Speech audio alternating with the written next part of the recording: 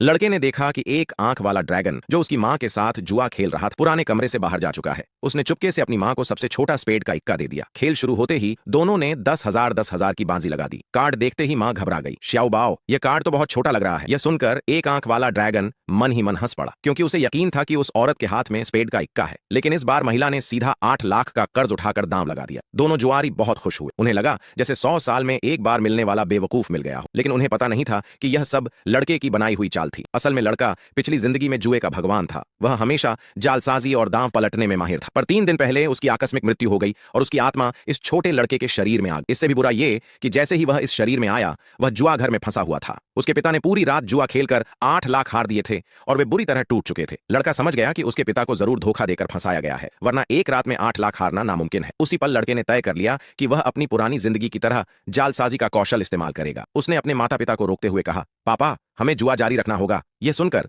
दोनों हैरान रह गए। लड़के ने अपनी जेब से 100 रुपए निकाले और कहा कि अभी भी पलटने का मौका है। मां पहले नहीं मानना चाहती थी, लेकिन सोचा वैसे भी सिर्फ 100 रुपए हैं, हार जाएंगे तो बच्चे को सबक मिल जाएगा। फिर वे दोबारा जुआ टेबल पर बैठे और लड़के का असली खेल शुरू हुआ। पिछली जिंदगी के अनुभव के आधार पर वह आसानी से सबसे बड़ा कार्ड पहचान लेता था। मां ने उसके कहने पर दांव लगाना शुरू किया और लगातार जीतती चली गई। सिर्फ 1 घंटे में उन्होंने ढेर सारे चिप्स जीत लिए। मां ने उत्सुकता से पूछा, गिनकर बताओ, हमने कितना जीता? लड़के ने कहा, अभी तक 7,000 से ज्यादा। लेकिन लड़का भली भांति जानता था कि यह जीत इसलिए हो रही है क्योंकि विपक्ष वाला गैंग एक चाल चला रहा है, लोगों के लालच को बढ़ाकर उन्हें तबाह करने वाली चाल। जैसे उम्मीद थी, अगले ही पल एक आंख वाले ड्रैगन ने दांव बढ़ाने का प्रस्ताव रखा। पहले 1,000 रुपये की सीमा थी, अब इससे भी ऊपर जाने की बात कही गई। लड़के के पिता डर गए और अपनी पत्नी को शांत रहने को कहा, क्योंकि पिछली बार ऊपरी दांव लिमिट बढ़ने की वजह से